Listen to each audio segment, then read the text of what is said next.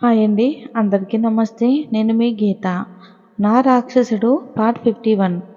భూమితో బయటికి వెళ్ళిన రాజు అర్ధరాత్రి ఇంటికి వచ్చాడు. వాళ్ళ కోసమే ఎదురు చూస్తున్న రఘు గారు వాళ్ళు రాగానే, బుజ్జమ్మ ఎందుకింత ఆలస్యమయ్యింది? రాజు భూమి భుజం మీద చెయ్యి వేసి దగ్గరికి లాక్కొని, ఏంటి మామ అలా అడుగుతున్నావు? అల్లుడు కూతురు అలా సరదాగా తిరిగి వస్తే హ్యాపీగా ఫీల్ అవ్వాల్సింది పోయి కంగారు పడుతున్నావు. రఘు అంటే భూమి ఇంకా పూర్తిగా కోలుకోలేదు కదా, అందుకే అలా అడిగాను, తప్పుగా అనుకోకండి. నా స్వీటీని ఎలా చూసుకోవాలో నాకు తెలియదా మామ? ఇక మీరు వెళ్ళి పడుకోండి అని భూమితో తన గదికి వెళ్ళాడు. రఘు కూడా తన గదికి వెళ్ళి పడుకోగానే, మాలతి గారు నేను చెప్పానుగా, అల్లుడు గారు ఉండగా భూమి గురించి భయపడనక్కర్లేదు అని. రఘు నిజం చెప్పావు మాలతి. భూమి గురించి నాకు ఎటువంటి భయం లేదు. తను చేరవలసిన చోటుకే చేరింది. కానీ ఇక్కడ ఉన్నన్ని రోజులు నా బిడ్డని కళ్ళారా చూసుకోవాలి అని నా బాధ. మరి మనం ఇక్కడ నుండి వెళ్ళిపోతే ఎప్పుడో కదా చూసేది అని. మాలతి మీ బాధ నాకు అర్థమవుతుందండి. కానీ మనం తప్పదు కదా, ఆడపిల్ల అన్న తర్వాత ఇవన్నీ మనకి మామూలే. మన మన అమ్మాయిని సొంత కూతుర్లా చూసుకునే అత్త మామలు తనకి దొరికారు. మన అమ్మాయికి ఇష్టం లేకున్నా బలవంతంగా పెళ్లి చేసుకున్నా కానీ భూమి మనసులో తన స్థానాన్ని సంపాదించుకోవాలి అని అల్లుడు గారు చాలా ట్రై చేసి తన ప్రేమతో భూమి మనసులో తన మీద ప్రేమను పుట్టించాడు రాజు. మన భూమి ఇక్కడ సంతోషంగా ఉంటుంది అని తనని చూసిన తర్వాతే నాకు కూడా తెలిసింది. రఘు అది చాలు మనకి. కానీ జై కూడా ముందుకు వెళ్తే బాగుంటుంది. మాలతి నేను కూడా అదే ఆలోచిస్తున్నానండి. తను కూడా పెళ్లి చేసుకుంటే అంతకు మించి మనకేం కావాలి చెప్పండి. ఇక పడుకోండి, ఇప్పటికే బాగా ఆలస్యం అయ్యింది. రేపు నందుబాబు మనల్ని బయటకు తీసుకెళ్తా అన్నాడు. అక్కడ కొన్ని ప్రాంతాలు బాగుంటాయంట. రఘు అలాగే వెళ్దాం మరి. ఇప్పుడు పడుకుందాం. మళ్ళీ ఎప్పుడు వస్తామో తెలియదు కదా అని గదికి వెళ్ళిన భూమి, ఏంటి మీరు నాన్న ముందు అలా మాట్లాడుతున్నారు? నేను మాట్లాడాలి అనుకుంటే నా నోటి వెంట మాట రాకుండా నా నడుము మీద చేత్తో ప్రెస్ చేస్తూ ఉన్నారు. రాజు మరేం చేయమంటావు? నేను చూస్తూ మడి కట్టుకు కూర్చోవాలంటే నా వల్ల కావటం లేదు. మీతో నేను వాదించలేను అని ఫ్రెష్ అవ్వడానికి వెళ్ళింది. రాజు కూడా తన వెనకే వెళ్తుంటే, మీరెక్కడికి అని అంది భూమి. అంటే నేను కూడా నీతో కలిసి ఫ్రెష్ అవ్వాలనుకుంటున్నా. భూమి కోపంగా చూసి వాష్రూమ్ డోరు గట్టిగా క్లోజ్ చేసింది. ఇక 10 నిమిషాల తర్వాత డ్రెస్ చేంజ్ చేసుకుని బెడ్ మీద వాలింది. రాజు కూడా ఫ్రెష్ అయ్యి వచ్చి భూమిని గట్టిగా కౌగిలించుకుని ఎప్పటిలాగానే పడుకున్నాడు. ఇకపోతే మరుసటి రోజు నందన్ భూమి తల్లిదండ్రులు పెద్దమ్మ పెద్దనాన్ని తీసుకుని బయటికి వెళ్ళాడు. రాజు కృష్ణలు ఇద్దరూ ఆఫీస్కి వెళ్తూ సాయంత్రం మనం కూడా వెళ్దామని చెప్పి వెళ్ళారు. పల్లవి భూమితో మాట్లాడుతూ, అవును జై ఎలా ఉన్నాడు అంది. నేను కూడా కాల్ చేసి చాలా రోజులయ్యింది. అయితే ఒకసారి కాల్ చేయి, నేను కూడా తనతో మాట్లాడతాను. భూమి జైకి కాల్ చేసింది. నిద్రలో ఉన్న తను ఈ టైంలో కాల్ వస్తుందంటే భూమి నుండి అని ఫోన్ తీసి హలో బుజ్జమ్మ అని అన్నాడు. బావా ఎలా ఉన్నావు? చాలా రోజులైంది నువ్వు నాకు కాల్ చేసి. నీకు ఇప్పుడు విశ్రాంతి అవసరం కదా, ఎందుకు డిస్టర్బ్ చేయటమని కాల్ చేయలేదు బుజ్జమ్మ. అవును అత్తయ్య వాళ్ళు వచ్చారంట కదా, వాళ్ళు ఎలా ఉన్నారు? అమ్మ వాళ్ళంతా బాగానే ఉన్నారు బావా. అమ్మ అత్తయ్య వాళ్ళకి ఇక్కడ కొన్ని స్థలాలు చూపించాలి అని నందు వాళ్ళని తీసుకుని వెళ్ళాడు. భూమి చేతిలో నుండి ఫోన్ లాక్కుని హలో అన్నయ్య ఎలా ఉన్నావని అంది జైని. పల్లవి నేను బాగున్నా, నీ ఆరోగ్యం ఎలా ఉంది? బాగుందన్నయ్య, మీరు ఎలా ఉన్నారు? నేను బాగున్నారా. భూమి బాగానే ఉంది కదా, తన ఆరోగ్యం ఓకే కదా? తను బాగానే ఉంది, కొన్ని రోజుల్లో పూర్తిగా సెట్ అవుతుంది. నీ గురించి చెప్పు, ఎలా ఉన్నావు? ఎక్కడ ఏం పని చేస్తున్నావు? జై నేను చాలా బాగున్నా, ఇక్కడ పలానా కంపెనీ అని చెప్పాడు. మరి లైఫ్లో ముందుకు వెళ్ళొచ్చు కదా అన్నయ్య. దానికి కొంచెం సమయం కావాలరా. బుజ్జమ్మ హ్యాపీగా ఉంటే నేను కూడా నా లైఫ్లో ముందుకు వెళ్తాను. రాజ్ తన్ని బాగా చూసుకుంటున్నాడని తెలిసింది. కానీ భూమి తన మనసులో ఎక్కడో రాజ్ అంటే భూమికి భయం ఉంది. అది పూర్తిగా తొలగిపోవాలి పల్లవి. నువ్వక్కడ ఉన్నావుగా, వాళ్ళని మరింత దగ్గరకి చేసే బాధ్యత నీదే. మీరు కోరుకున్నట్లుగా చేస్తానన్నయ్య. కానీ మీరు కూడా పెళ్లి చేసుకుని సంతోషంగా ఉండాలి. అది ఇప్పట్లో జరగదు పల్లవి. సరే, ఇప్పటికే చాలా టైం అయ్యింది అని ఫోన్ కట్ చేసేసాడు. భూమి అన్నయ్యకి కొంచెం సమయం కావాలి అంటే కానీ తను హ్యాపీగా ఉంటే చూడాలి అనుకునేదాన్ని. బావని ప్రాణంలా ప్రేమించే అమ్మాయి తన జీవితంలోకి రావాలి అని మనస్ఫూర్తిగా కోరుకుంటున్నానని ఇద్దరు ఇంట్లోకి వెళ్ళి టీవీ చూడటం స్టార్ట్ చేశారు. భూమితో ఫోన్ మాట్లాడాక నిన్ను మర్చిపోయి ఇంకొకరిని నా లైఫ్లోకి ఆహ్వానించాలంటే చాలా కష్టంగా ఉంది బుజ్జమ్మ. కానీ రాజు నిన్ను ఎలా చూసుకుంటున్నాడో తెలిసాక చాలా ప్రశాంతంగా ఉంది నాకు. నువ్వెప్పుడు సంతోషంగా ఉండాలి అని దేవుణ్ణి కోరుకుంటున్నా అని నిద్రలోకి జారుకున్నాడు.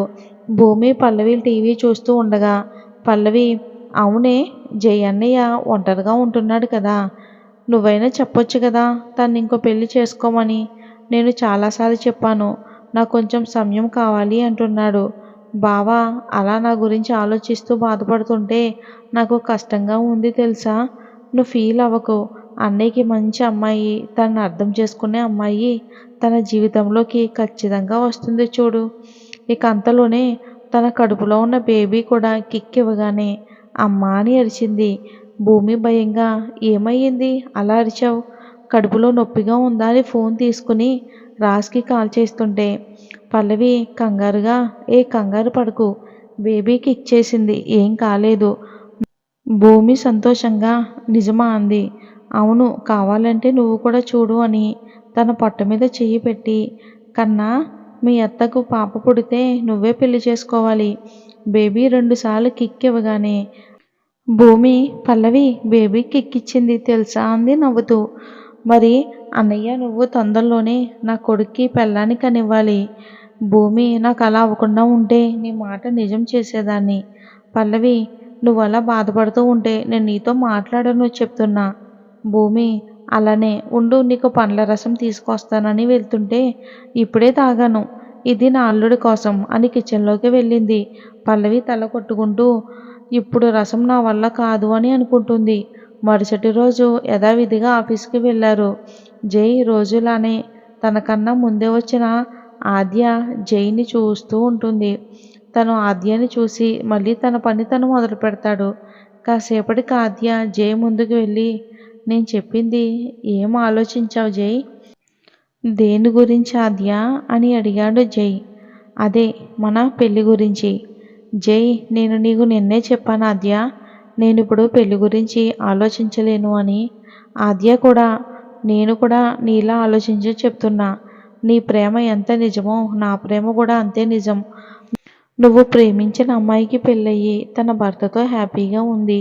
నువ్వు కోరుకుంది కూడా అదే కదా. మరి నా ప్రేమ నీకెందుకు అర్థం కావట్లేదు అంది బాధగా. జై ఆద్య చెయ్యి పట్టుకుని దగ్గరికి లాక్కొని, నేను నిన్నే చెప్పాను కదా, నాకు పెళ్లి గురించి ఎటువంటి ఆలోచన లేదు. ఒకసారి చెప్తే నీకెందుకు అర్థం కాదు ఆద్య? ఆద్య తన హృదయం మీద చెయ్యి పెట్టుకుని చూపిస్తూ, నా మనసుని నిన్నే కోరుకుంటుంది జై, నువ్వు లేకపోతే ఈ ఆద్య లేదు. జై అసహనంగా, నీకెలా చెప్పాలి, నాతో ఉంటే నువ్వు హ్యాపీగా ఉండలేవు. నా ప్రాణం ఉన్నంత వరకు భూమి నా మనసులోనే ఉంటుంది. తన్ని ప్రేమించినంతగా ఇంకొకరిని ప్రేమించలేను. నా లైఫ్లోకి వచ్చే అమ్మాయి నా నుండి ప్రేమను కోరుకుంటుంది కదా, అది తనకు మనసారా నేను అందించలేను ఆద్య. అయితే నువ్వు జీవితాంతం ఇలా ఒంటరిగా ఉండిపోతావా? జై చెప్పలేను. మా అమ్మ నాన్న సంతోషం కోసమైనా నేను పెళ్లి చేసుకుంటాను. అదే నన్ను చేసుకోవచ్చు కదా జై. నా వల్ల నీ జీవితం నాశనం అవటం నాకు ఇష్టం లేదు ఆద్య. నువ్వింక నన్ను విసిగించకు అని తన చెయ్యి వదిలి ఆఫీస్ వర్క్లో బిజీ అయ్యాడు. ఆద్య కూడా తన పని తను మొదలుపెట్టింది. వీరిద్దరినీ గమనిస్తున్న భరత్ ఎవరికో కాల్ చేసి విషయం చెప్పి ఫోన్ పెట్టేశాడు. అలా ఆ రోజు నుండి ఆద్య జైని చూస్తూ తన పని తను చేస్తుంది కానీ తన్ని అస్సలు ఇబ్బంది పెట్టడం లేదు. జై నన్ను అర్థం చేసుకున్నందుకు ధన్యవాదాలు అని మనసులో అనుకుని, నీకు నేను కరెక్ట్ కాదు, నాకన్నా మంచివాడు నీకు భర్తగా దొరుకుతాడు అని మనసులో అనుకున్నాడు. ఇకపోతే యుఎస్ఏలో విరాజ్ కృష్ణ ఇంటికి వచ్చే వరకు పల్లవిని జాగ్రత్తగా చూసుకుంటుంది భూమి.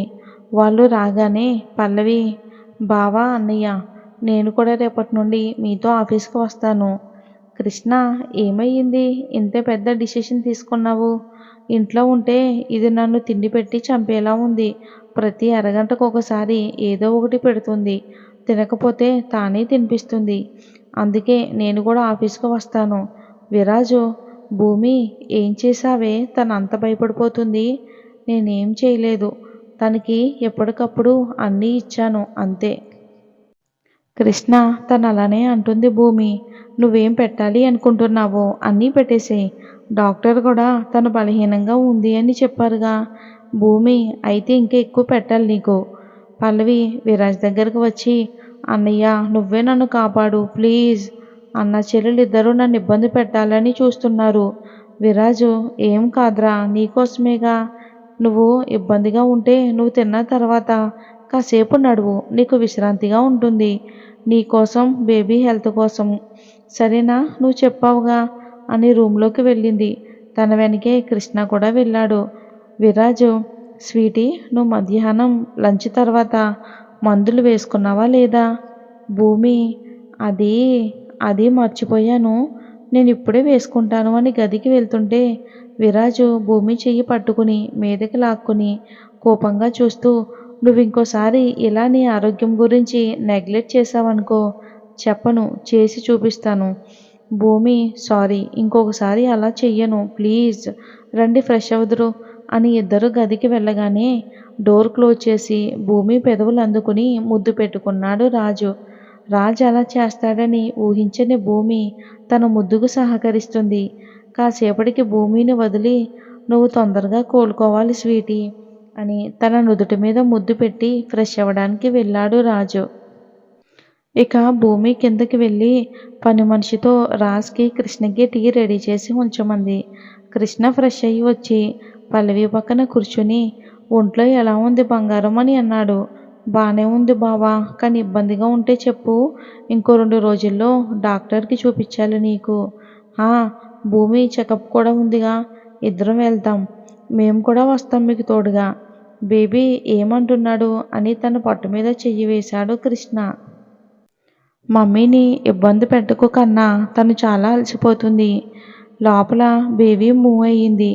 కృష్ణ హ్యాపీగా, హే బేబీ కదులుతుంది తెలుసా? పల్లవి, హా బావా, ఉదయం నుండి భూమి ఏదో ఒకటి అనటం, బేబీ కదలడం అవుతుంది. కృష్ణ పొట్ట మీద ముద్దు పెట్టి, నాన్న మీకోసం వేచి చూస్తున్నాడు కన్నా, మీరు ఆరోగ్యంగా ఉండాలి. ఉండాలి అంటే మీ అమ్మ మంచి తిండి తినాలి కదా అని అంటుంటే బేబీ మరోసారి కదిలింది. పల్లవి, బావా చూడు, వీళ్ళు పుట్టక ముందే తను నీ వైపుని తిప్పేసుకుంటున్నావు. అంటే వీళ్ళు పుట్టిన తర్వాత నా మీద నీకు ప్రేమ ఉండదు కదా అని బొంగమూతి పెడుతుంది పల్లవి. అలా బొంగమూతి పెట్టకే, నిన్ను అలా చూస్తే కంట్రోల్ చేసుకోవటం చాలా కష్టం అని అంటాడు కృష్ణ. మరి వచ్చే భాగంలో ఏం జరిగిందో చూద్దాం.